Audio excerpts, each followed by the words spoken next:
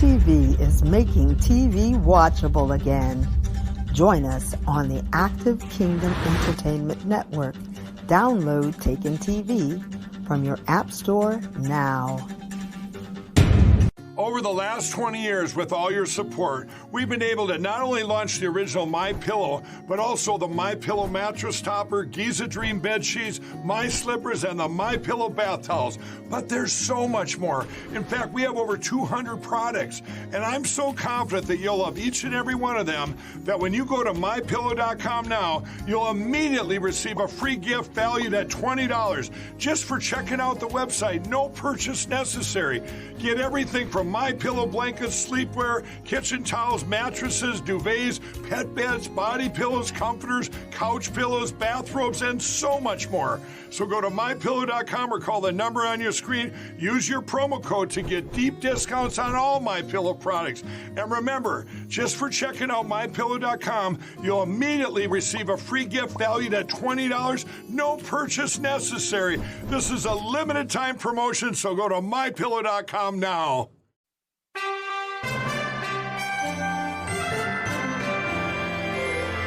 From the heart of our nation's capital, here's Family Research Council President Tony Perkins.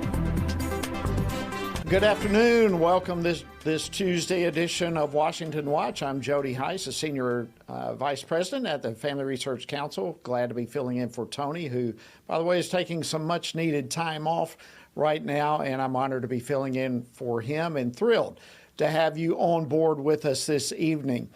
Coming up on this edition of Washington Watch, President Biden is out west today to highlight the progress he thinks he's made on his agenda. And today he gave remarks on the so-called Inflation Reduction Act, which quite frankly has nothing to do with reducing inflation. In fact, the word inflation didn't even come up in his remarks today. Instead, the president did make very clear what the so-called Inflation Reduction Act really is all about. Last year, I signed the largest climate bill in the history not only of the United States, but literally in the history of the world. I didn't get any help from the guys on the other team. Every single solitary person voted against this historic clean energy investment. And now many of them are trying again to repeal these parts of the bills. But we won't let them. There's too much at stake. So there you go. The Inflation Reduction Act, as we told you, has nothing to do with inflation. It's all about climate change. So how can the president claim that inflation has gone down because of the so-called Inflation Reduction Act? Well, I'll be discussing this in just a little while with Congressman Alex Mooney, who is a member of the House Financial Services Committee. And if the Inflation Reduction Act isn't reducing inflation, then what has it been doing? I'll dig into that legislation more with Congressman Buddy Carter, who's a member of the House Budget Committee and the House Committee on Energy and Commerce. And speaking of the president's promises to his voting base, one promise he's given was dealt another big blow this week. A federal appeals court has blocked the Biden administration from revising rules for who is eligible for his student loan bailout program. I'll discuss this with Missouri Attorney General Andrew Bailey, who challenged President Biden's unconstitutional student loan plan. And then finally, we'll be talking with family members of the 13 U.S. service members who were killed in Afghanistan 2 years ago during the Biden administration's botched withdrawal. They all shared their testimony yesterday and called out the Biden administration for failing them and for trying to cover up the truth from the American people. We were told lies, given incomplete reports, incorrect reports, total disrespect. I was told to my face he died on impact. That's not true. The only reason that I know this is because witnesses told me the truth. I was lied to and basically told to shut up, that that's the way it was. Not true. It was an emotional forum for sure, and the testimonies were powerful. That was Kelly Barnett, one of the Gold Star family members who testified at that forum that was held by Congressman Darrell Issa in California just yesterday.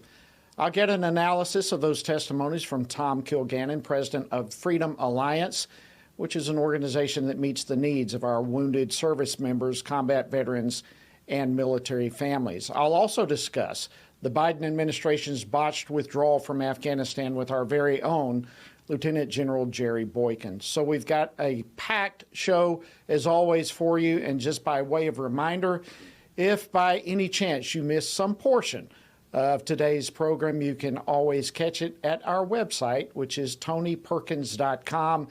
And of course, there are many, many other programs and a host of other resources available there for you as well. So be sure to check out the website, tonyperkins.com. All right, let's jump into today's program. President Biden, as I mentioned, traveled to the Grand Canyon today, announcing plans for a new national monument there in the desert. But the president's trip out west comes at a time when he continues to boast about his economic record that saw inflation literally skyrocket under his watch. Working families all across the country continue to feel the pinch every day. So what did we learn from the president's remarks? Well, joining me now to discuss this and more is Congressman Alex Mooney. He serves on the House Financial Services Committee and represents the 2nd Congressional District of the great state of West Virginia. Congressman Mooney, welcome back to Washington Watch. Great to see you, my friend. Hey, great to be with you, Jody. Great show you have here. Well, thank you, and we're honored to have you. All right, listen, let's just begin. Your take on the president's remarks today. Well, when the man spends our country $5 trillion more into debt in the first 2 years of his presidency, clearly he's causing inflation. Doesn't know anything about reducing inflation. The way they name these bills, you know what the bill does, because it does the opposite of what Joe Biden names it.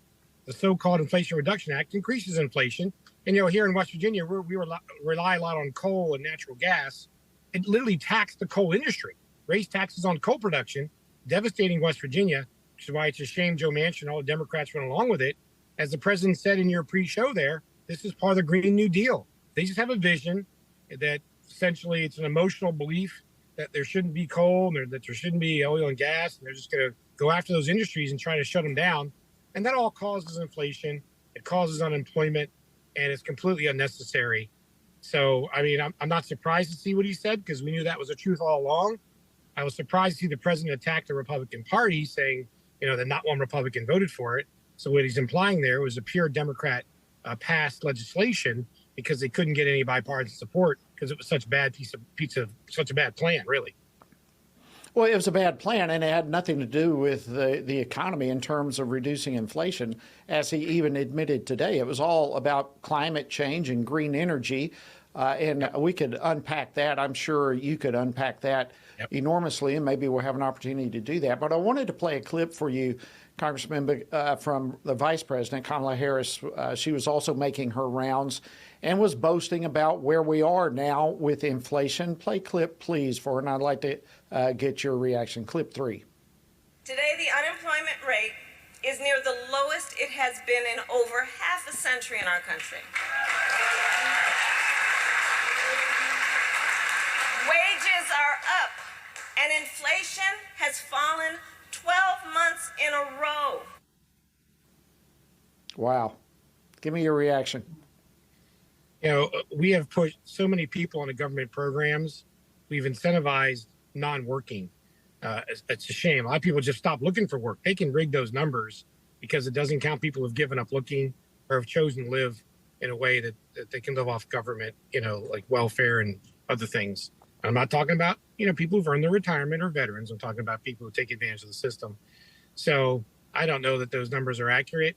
And like everywhere we go, there's I know here in West Virginia, there's, help wanted signs. They're looking for people who want to work, and people want to work in farms and retail and restaurants. So it's a real struggle to get people who want to work these days. We need to incentivize work. We need to reduce taxes, and you can keep more of what you earn, return ourselves to a free country with free market economics that rewards, the work ethic. And so I know they have a vision, the socialist vision that, frankly, it's a Marxist vision, from each according to their ability, to each according to their needs, where you get all the benefits of living in this great country, even if you don't work. But those numbers won't hold. Inflation's out of control. We're borrowing so much. The average child born today owes a couple $100,000 in debt. And, we're borrowing from our children's future. We need to work and pay taxes and work hard. So they're just living in a different world, Jody. I don't know. It's so hard to even unpack all the falsehoods and all the misinformation that's being spread from this administration. Frankly, the most radical administration we've ever seen.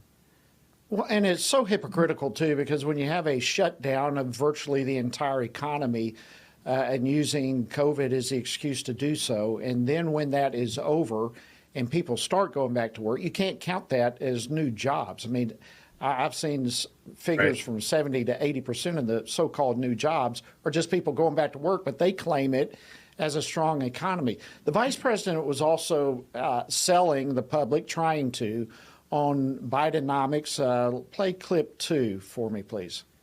It's called Bidenomics. Bidenomics. And Bidenomics is working. Is Bidenomics working? Absolutely not. Socialism does not work. Every country that's tried it, having the government run your lives, take over healthcare. I mean, it's really a shame to see them look at it that way. We have taxes out of control. We have, people just looking to government to take care of them. And it's certainly not working. We need to get people back to work. Look, just the inflation alone, all this spending. I mean, folks who are working now, unless you've had a 15% raise in the last couple of years, you've lost money on your paycheck. Inflation is taking away from people who work and, frankly, taking away from people who've saved all their lives. I mean, 15% inflation since Biden's becomes president, approximately, has robbed people's savings from them. That is not working. That's a redistribution of wealth. That's what they're trying to do. Redistribute wealth from those who work and save and give it to those who do not and have not earned it. And it's nothing more unfair than senior citizens living on a fixed income who have saved all their lives, have it in a retirement account, and literally lose money because inflation is so high. That's what's happening here. And that is absolutely not working for most Americans. Yeah, and I just saw gas. We're all watching. Gas prices are soaring yet again. Yeah, the president has used up an enormous amount of our strategic petroleum reserve. We now, article I saw today, we only have 18 days worth of that SPR remaining, and it will take decades to refill it. It's stunning to me what this administration tries to take credit for. Congressman, if I can switch gears, we can talk a lot about what the administration should be doing. Chances are they're never going to get around to what they should be doing. They're too focused on their own radical agenda that is continually chipping away at the well-being of our country. But you recently introduced legislation to eliminate the DEI office in the House of Representatives. Tell us what that is and why you have moved forward with this legislation. Yeah, there's been a wokeness that's beginning to take over a lot of agencies and government and even private industry. And they spend this time pushing what they call diversity, equality, and inclusion. And really it's exclusion, and it's pushing the whole woke agenda into government and private industry. But we have an office of that right on Capitol Hill. And the House of Representatives by ourselves could just pass a legislation to eliminate that. We've actually, Jody, passed amendments on the House floor, you'll be pleased to hear, to eliminate those offices from the military and other government agencies. We've had the votes to eliminate those offices in our appropriations bills and our other legislation that we've passed, but we authorize it right in Congress. So that's obviously something we need to eliminate. Just treat everybody the same. Treat everybody fair, regardless of who you are, where you came from. Everyone gets treated the same. We don't need these special offices that frankly divide us. These offices and these agendas, they divide us based on our sex and our race and our ethnicity. We should stop dividing America. Just treat everybody equally. So my plan just eliminates that office, returns that money to the taxpayers. What kind of, how's it going? What kind of support are you seeing other colleagues come on board with you? Yes. Several of my colleagues have co-sponsored the legislation. It's got to get through the Rules Committee and the House Admin Committee. But it highlights it because, again, like I said, we've passed this. We've passed this on the agencies that the government regulates. So we should start right here at home. Look, we have a 5-seat majority in the House of Representatives. You serve there. I'm very thankful we have that 5-seat majority. It's slim, but thank God we have it. We control the committees. That's right. And we can, when we Got to stick wrap it together up right there. Okay, Congressman thank you. Alex Mooney, thank you for joining us on Washington Watch. Coming up, Anytime. we'll talk more about the Inflation Reduction Act and what it really does. Stay tuned.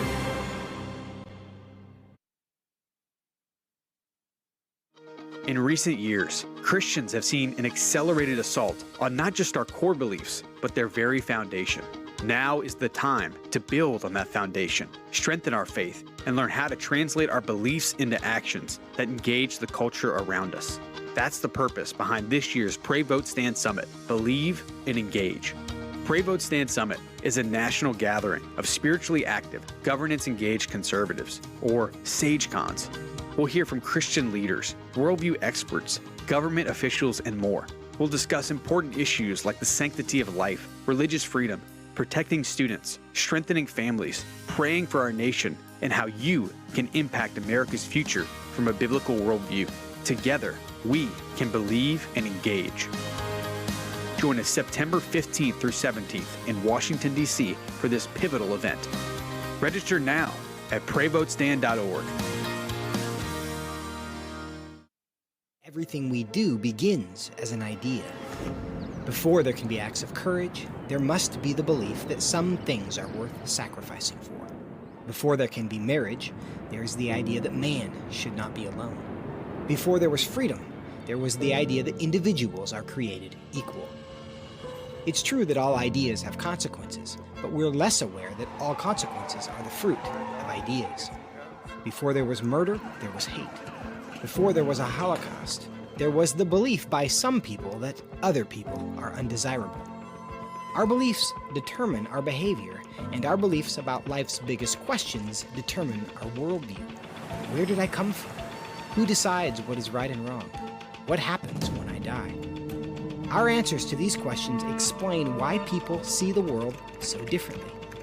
Debates about abortion are really disagreements about where life gets its value. Debates over sexuality and gender and marriage are really disagreements about whether the rules are made by us or for us. What we think of as political debates are often much more than that. They're disagreements about the purpose of our lives and the source of truth. As Christians, our goal must be to think biblically about everything. Our goal is to help you see beyond red and blue, left and right, to see the battle of ideas at the root of it all. Our goal is to equip Christians with a biblical worldview and help them advance and defend the faith in their families, communities, and the public square. Cultural renewal doesn't begin with campaigns and elections. It begins with individuals turning from lies to truth. But that won't happen if people can't recognize a lie and don't believe truth exists. We want to help you see the spiritual war behind the political war, the truth claims behind the press release, and the forest from the trees.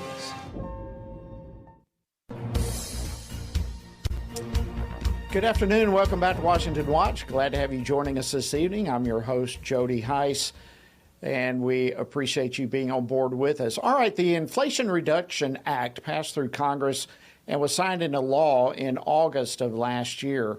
But when the bill was being considered in Congress, conservatives all over the place really understood that this bill was perhaps one of the worst misnamed bills in American history because it was not about reducing inflation.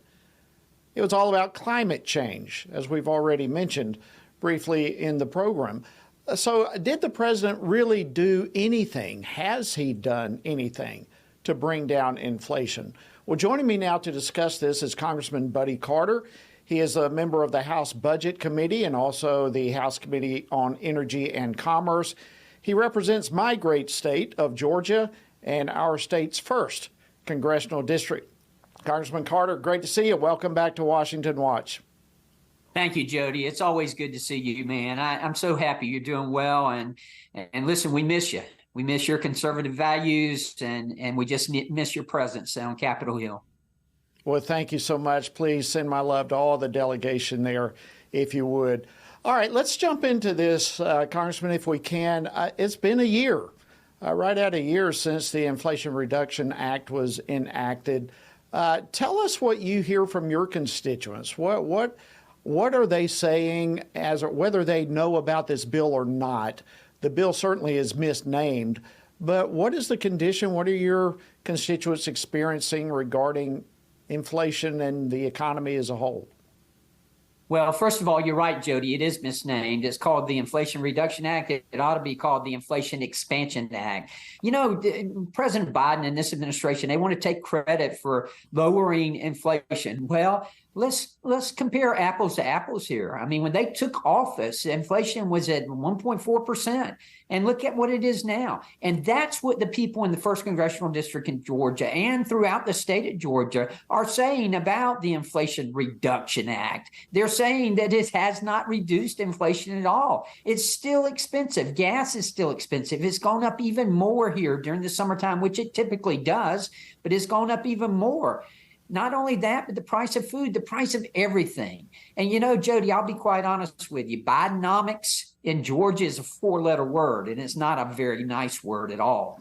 People are tired of this. They're tired of these policies, and that's what it's about. It's about policies. As you well know, Jody, you were a champion for conservative policies that we need, and a supporter of President Trump and his policies, and that's what we've been trying to do in the new Republican majority in Congress is the commitment to America. And, you know, H.R. 1 was the lowering energy cost. What we're trying to do is to make America energy independent again. We understand how important energy independence is to our national security. We understand how important pharmaceutical independence is to our national security.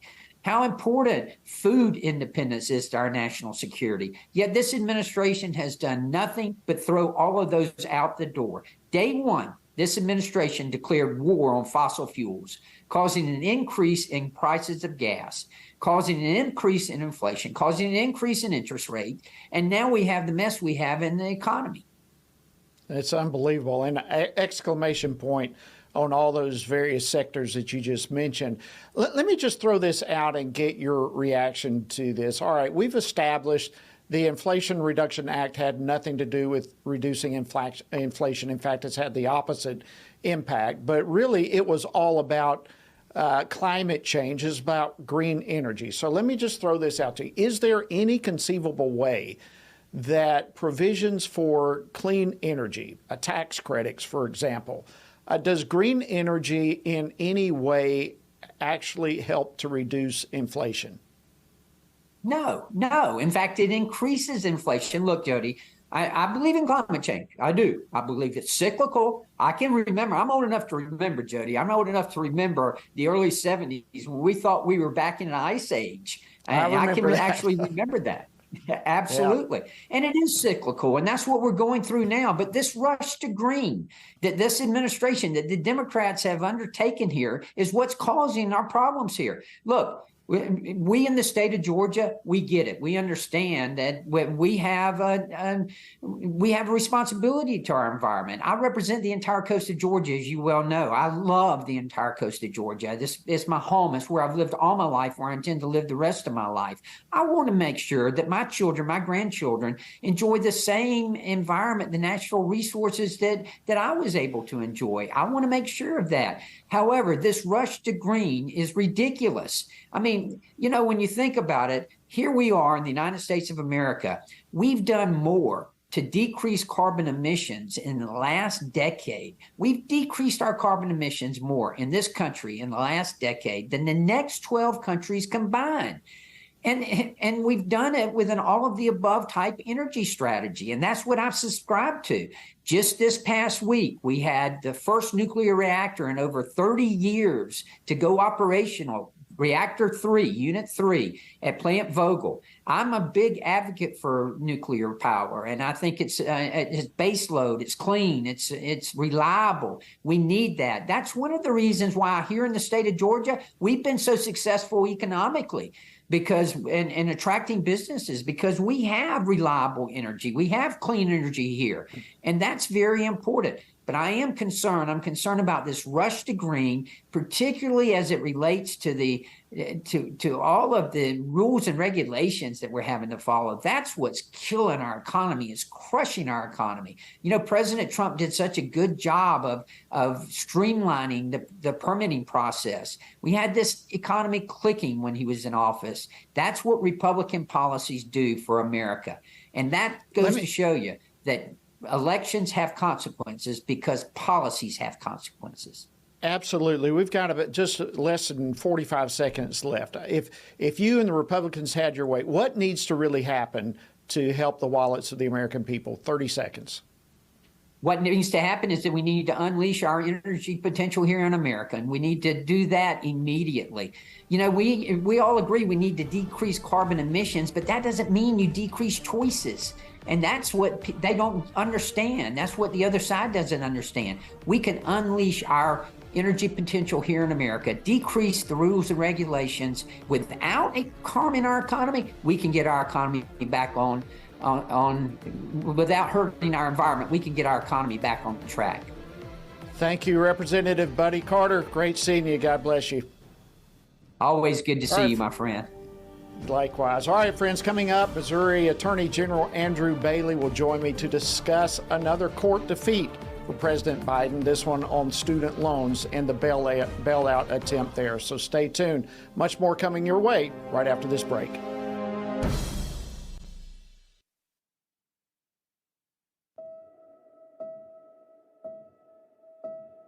All of us are born with the desire to find truth and meaning. Where did I come from? What happens when I die? While our answers to these questions may divide us, we are united in our need for the freedom to answer life's biggest questions and make life's biggest decisions for ourselves. That's why religious freedom matters for everyone. Religious freedom matters because the powerful have long wanted to control those who are less powerful. Religious freedom matters because the freedom of those who are different is often threatened by those who believe different is dangerous. Leah Sheribu, a Christian teenager in Nigeria, remains a captive of Boko Haram for her refusal to renounce her Christian faith. Chinese pastor Wang Yi is serving a 9-year sentence for speaking publicly against the Chinese government. In Pakistan, Asif Pervez is on death row for allegedly sending a blasphemous text message. All of this because people in power decided different is dangerous.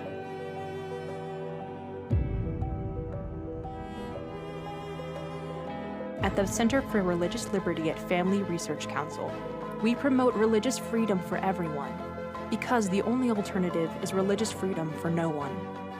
We encourage Americans and the American government to engage and advocate for the persecuted, and they do. We work every day to bring good news to the afflicted, to proclaim liberty to captives and freedom to prisoners. We do it because that's what Jesus does. We work to give freedom to others because we ourselves have been set free.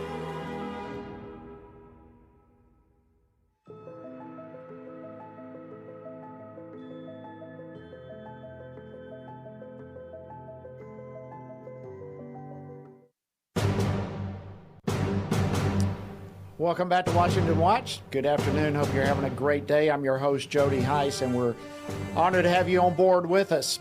All right, President Biden's unlawful effort to bail out those with student loan debt triggered a lawsuit and its eventual overturn by the U.S. Supreme Court. But despite that defeat, the Biden administration continues its efforts to bail out student loans, and they're attempting continually to revise the rules for those who are eligible for a handout. Well, this week, Federal Appeals Court blocked the Biden administration from revising those rules. And the question is, has the Biden administration learned a lesson? Or is it time for them to go back to school? Well, joining me now to discuss this is Missouri Attorney General Andrew Bailey, who challenged President Biden's unconstitutional student loan bailout. Attorney General Bailey, always great to see you. Welcome back to Washington Watch. Thanks for having me on. Great to be here. Well, it's always great to have you. All right, so let's begin with the court ruling on the student loan bailout. What did this ruling say? Well, it was a fantastic win for working families across this nation. We're not going to let Joe Biden saddle working families with Ivy League debt. Everybody knows that the Constitution gives the power of the purse to the Congress, not the president. And he tried to get a bill done, so he knew this was wrong. And when he failed to get congressional action and congressional approval, he struck out on his own. And the problem is, it's not only is it violative of the Constitution and the separation of powers doctrine, in that the president does not authorize the power of the purse, but the statute he tried to use in the rulemaking process did not authorize that large of a redistribution of wealth to the tune of $500 billion. And so the court rightly said, hey, look, if you can't hide an elephant in a mouse hole. It's the major questions doctrine. If Congress intends to authorize the president to redistribute $500 billion of debt, it needs to speak explicitly. This reins in federal overreach in the administrative state, which is a good thing for freedom and liberty across the United States of America. You know, what gets me is how he just suffered a blow with the Supreme Court. I mean, the Supreme Court took him, and yet that wasn't enough. They come back around. So help us understand what the Biden administration was trying to do following the defeat that was handed to them by the Supreme Court. Well, and you make an excellent point, which is that the timing is really a telltale sign that they knew what they had done was legally incorrect, was legally wrong, was illegal. They had Plan B ready to go the day Plan A was struck down by the court. You don't have a Plan B ready if you're confident in your legal position on Plan A. And so that really speaks to the nefarious nature of the behavior here. And look, the Biden administration has consistently taken the position that they get to do whatever they want until someone tells them to stop. And that's why it's up to Republican attorneys general to take them to court and get a court order telling them to stop. That's the best mechanism we have in our disposal right now to protect our constitutional rights and ensure that the rule of law is respected and enforced by the president, who took an oath to ensure that the law is faithfully executed. Whereas in this instance, he is consistently perverting the law to achieve a policy objective that he couldn't get through Congress. Well, that's one of the reasons we are so grateful for attorneys general such as yourself, who are pushing back, and it's always great to have you come on and share with us what's really going on. Now, as I understand it, is what I've seen, the Biden administration appears that they're going to appeal this. So that being the case, where does this all go from here? Yeah, it'll go to up to the Court of Appeals and, eventually likely back up to the United States Supreme Court. I mean, like you said, it appears that the Biden administration learned nothing from the loss we handed them at the United States Supreme Court the last time. And I think the court has spoken explicitly on this issue. Again, President Biden knows it's wrong. He tried to get a bill through Congress and failed to do so. So he knows that this requires congressional authorization. And unless and until he obtains it, it's difficult to see how a path forward for him legally. But again, it seems as if he doesn't care. I mean, it seems as if he's willing to do whatever he can unless and until somebody tells him to stop. And that's what the court process is for. And even when he is told to stop, somehow they continue trying to push their radical agenda. If I can switch gears with you, you are set to deliver oral arguments soon in the big tech censorship lawsuit, which is another huge issue. Can you kind of give us a preview on where this is going? Yeah, absolutely. We filed a lawsuit against the Biden administration that's uncovered a relationship of coercion and collusion between the White House across a spectrum of bureaucratic agencies with woke big tech social media corporations to silence American voices in violation of the First Amendment right to free speech. And look, I believe, like the founding fathers, that the rights in the Bill of Rights come from God, not man. And that the Bill of Rights and the Constitution is intended to protect us from the government, and that those principles enshrined in the First Amendment, it's no coincidence that free speech, freedom of religion, and freedom of the press are all in the very First Amendment because they're rights of conscience. And yet the Biden administration has no regard for Americans' right to free speech on big tech social media. We can clearly demonstrate that they coerced and colluded with big tech to target American voices. Anyone that questioned the effectiveness of vaccines or mask mandates or questioned the legitimacy of an election was subject to censorship at the demand of the federal government. That's been demonstrated not only through our lawsuit, but from the work that Congressman Jordan has put forward in the Facebook files. And certainly those corroborate and reiterate the evidence that we put on at court. We obtained a nationwide injunction building a wall of separation between tech and state. The trial court handed down that injunction on the 4th of July in celebration of our nation's founding. And the Department of Justice quickly appealed that decision. And we're at the Fifth Circuit Court of Appeals, and we'll be taking the fight to the appellate court this week, and are confident in our ultimate success in obtaining, making sure that preliminary injunction stays in place. And it's not just misinformation that this administration would like to have all of us believe, but even truth that was spoken with big tech was censored. And so it's anything that this administration disagrees with, they want to silence. Thank you, Missouri Attorney General Andrew Bailey. We are deeply grateful for you. Thank you for coming on the program with us this evening. Thank you so much for having me on. Always great to have you. All right, friends, much more coming your way on Washington Watch. We're going to transition to the military and the botched Afghanistan withdrawal 2 years ago. Had some emotional testimony about that given yesterday. You'll want to hear it. Stay tuned for much more right after this break.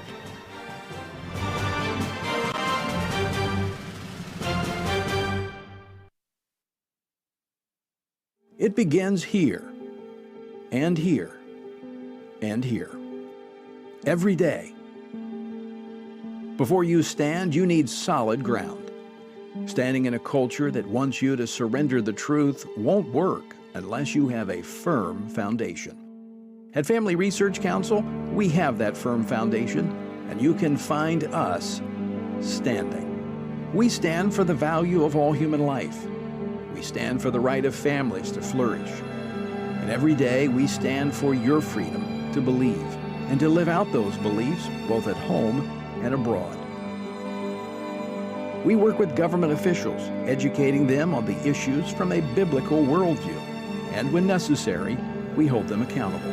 We equip Christians across America to be informed and to take action in their communities. With our daily radio program, television appearances, and vast online presence, we reach people where they are.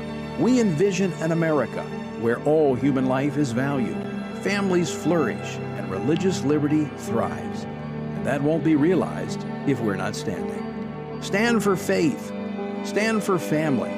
Stand for freedom. Stand with us at FRC.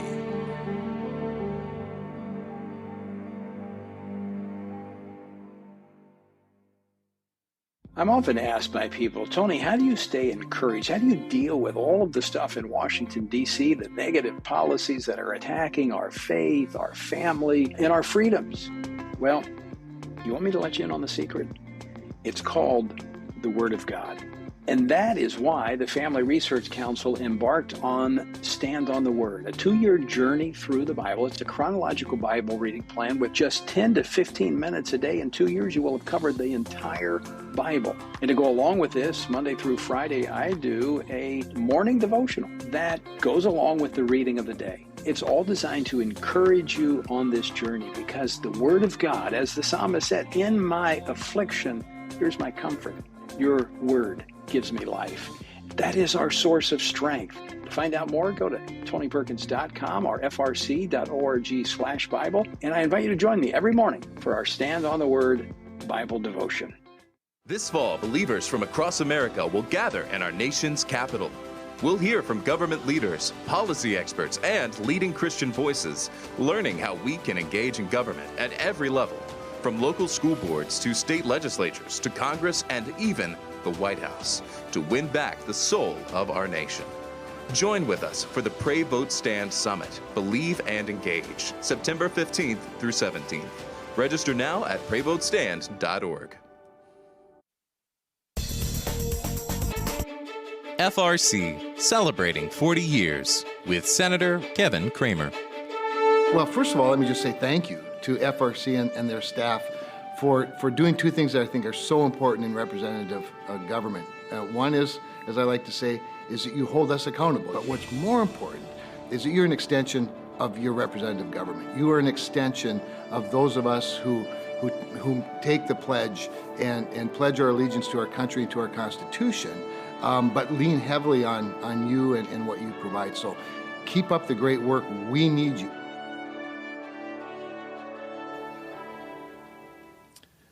Senator Kevin Cramer from North Dakota. It was an honor to serve with him in the House of Representatives, and we're thrilled to see him moving over to the Senate right now and doing a great job there. But I want to encourage you to join us this September 15th through the 17th in Washington, D.C., as we are going to be having our Pray, Vote, Stand Summit. At the same time, we're going to be celebrating 40 years as standing for faith, for family, for freedom.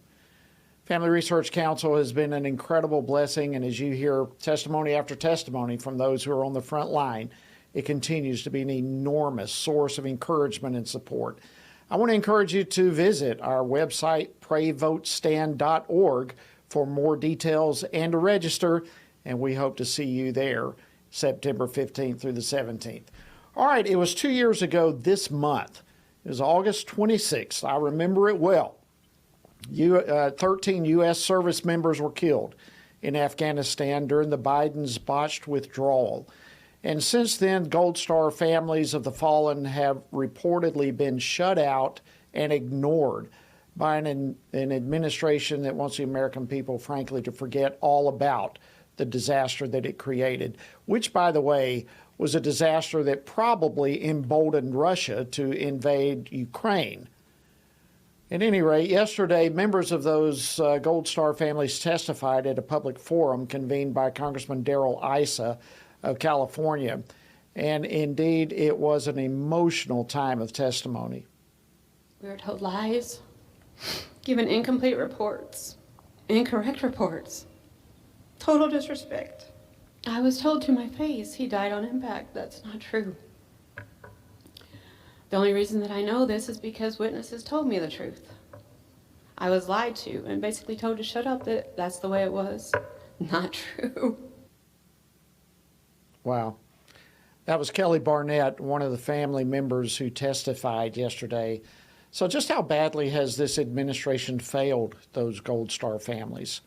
Joining me now to discuss this is Tom Kilgannon. He's the president of Freedom Alliance, which meets the needs of our wounded service members, combat veterans, and military families. Tom, welcome back to Washington Watch. Great to have you.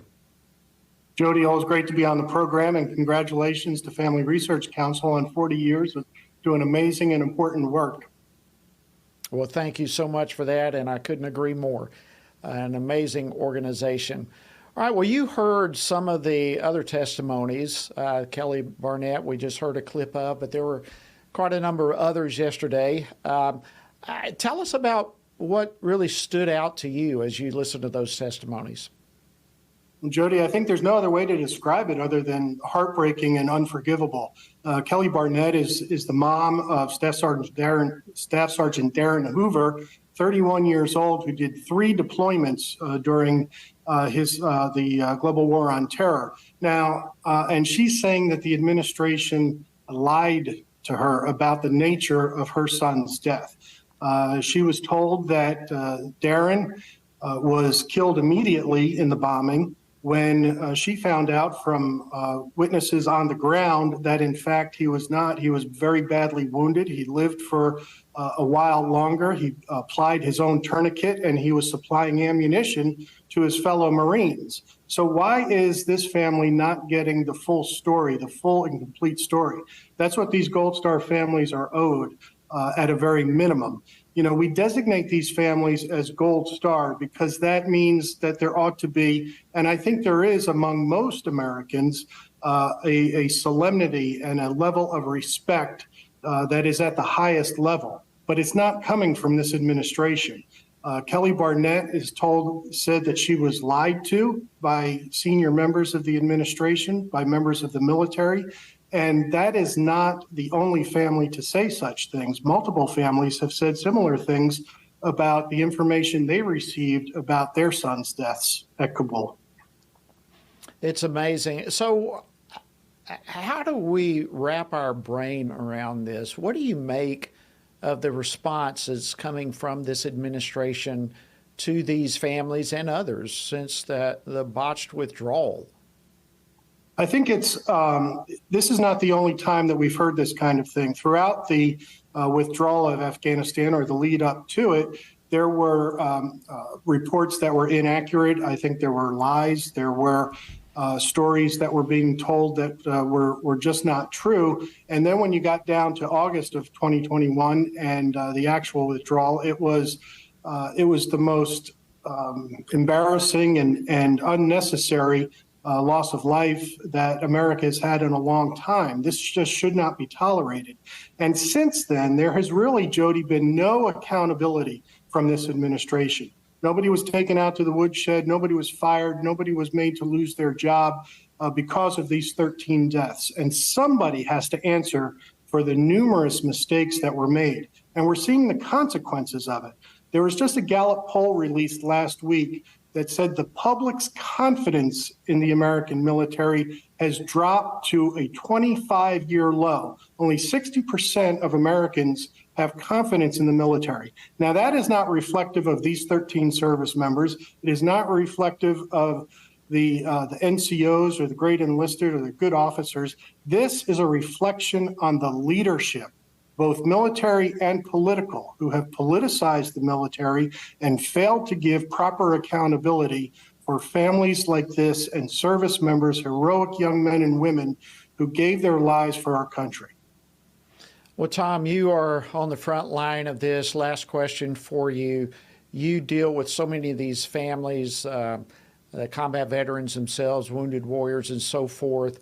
How can our viewers and listeners pray most effectively for these families? I think that we need to pray that they have the strength and the ability to endure this cross that they've been asked to carry. Jody, at Freedom Alliance, we provide college scholarships to families of the fallen and to children of wounded service members. And I can tell you that when a child loses their parent in military service, normally that child is at a young age, maybe 2, 3, 5 years old. So when we begin to work with them as they go to college, it's 10, 15 years later after that loss. But the loss is still raw. It is still something that affects them a great deal. And these are lasting injuries that these families have to deal with. I think, when the withdrawal from Afghanistan took place, this administration inflicted post-traumatic stress on the entire nation. And now with these lies or these incomplete stories that the families are given, these families are dealing with emotional trauma that has been inflicted by this administration. It is unforgivable. So we need to pray that they have the strength to carry this cross, to bear this burden, to be able to forgive, and to be able to honor their loved ones as time goes on. Tom Kilgannon, president of Freedom Alliance, thank you so much for the tremendous work you do to these awesome families, and thank you for joining us this evening on Washington Watch. Thank you. All right, I want to continue this discussion on the Biden administration's botched withdrawal of Afghanistan by bringing on our very own retired Lieutenant General Jerry Boykin, who now serves as FRC's executive vice president. General Boykin, as many of you know, spent the last 4 years of his 36-year military career serving as the Deputy Undersecretary of Defense and Intelligence, and he was also one of the original members of the U.S. Army's Delta Force. General, always great to see you, my friend. Thank you for joining us on Washington Watch. Thank you, Jody. I'm delighted to be with you. Well, first of all, I'm interested in your reaction to some of the testimonies that have come out from these Gold Star families. Yeah, I don't even know what to say, Jody. That was probably one of the most gripping things that I have seen in my lifetime, recognizing that all of these people that testified yesterday had lost someone close to them. But there they were, poised. There was emotion, but they were poised, and they spoke from their heart. And I don't know of anybody that could criticize them or say anything that would not be true in terms of how they came across and how they poised themselves to do a very difficult task for them. Well, I have a clip here that I really want to get your reaction to. This is Cheryl Rex. She was one of the family members who testified, and she shared yesterday about what President Biden said to her. So please roll clip 5, please. When Joe Biden, our elected president, entered the room, when he approached me, his words to me were, my wife Jill and I know how you feel. We lost our son as well and brought him home in a flag-draped coffin. My heart started beating faster, and I started shaking, knowing that their son died from cancer and they were able to be by his side.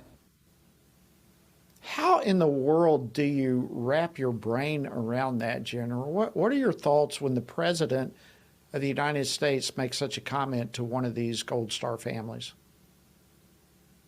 Jody, this president has a very long history of lying to people, especially to the American people, that he was sworn to support and defend. I find that to be one of the most disgusting things.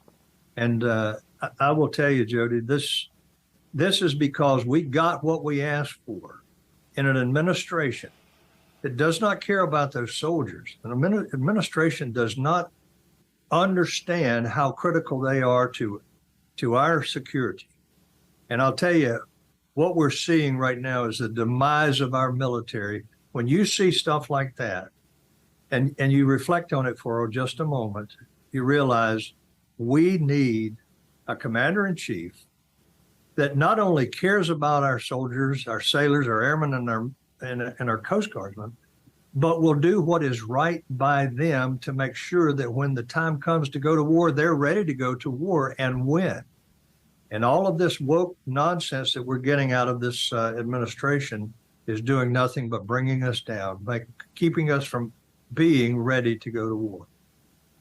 You know, I remember that withdrawal like it was yesterday. It's one of those things that will forever be implanted in my mind because it set a whole new direction for our congressional office. We, for the next literally almost 6 months, 24/7, help families get out. And even as recent as last month, my staff were still getting people out. But as we look back, I'm sure you have unbelievable memories yourself, just from your experience in the military. But this looks to be a page in history that this administration simply hopes the American people will forget.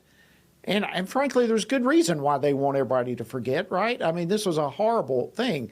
But actually, this administration is still withholding information, still not getting the truth out.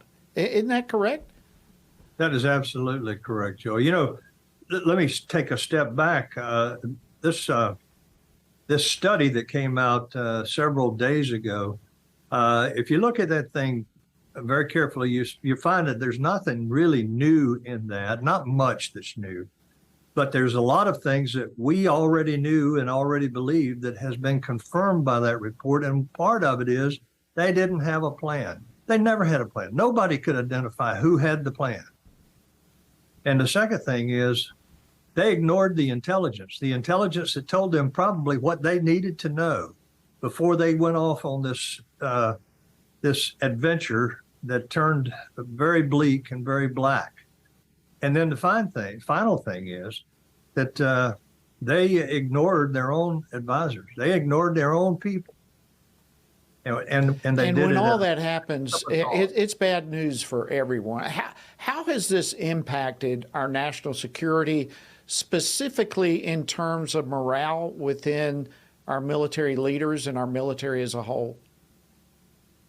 Jody, all you have to look at is the suicides or the attempted suicides from those people who fought in Afghanistan and those that were there during this evacuation. And you'd be a little surprised probably at the number of people that just could not endure what they had been part of. And this is the greatest debacle, I think, in U.S. military history. And it's going to take a long, long time, if ever, for us to get over this. We're going to have to work very hard, and we're going to have the support of some leaders. We're going to have leaders that are willing to focus on making our military fit to fight. General, 30 seconds. What should this administration do this month in recognition of the 2-year anniversary? Yeah, I think what the administration should do right now is start looking real hard for some leaders. Real leaders that are willing to go into combat and be ready to fight when they get there. And that is not what we have right now as leaders. Well, General Jerry Boykin, you are one of those phenomenal leaders. Thank you for your incredible service to our country and your continued service to the kingdom of God through the Family Research Council, all of us give you a big salute and gratitude. Thank you for joining us. Thank you. All right, friends, that wraps up this Tuesday edition of Washington Watch. Thank you so much for joining us. Hope you have a fantastic remainder of your day, and be sure to join us tomorrow as we continue keeping you informed. We'll see you then.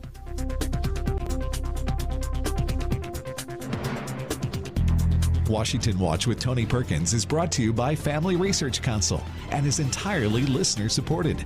Portions of the show discussing candidates are brought to you by Family Research Council Action.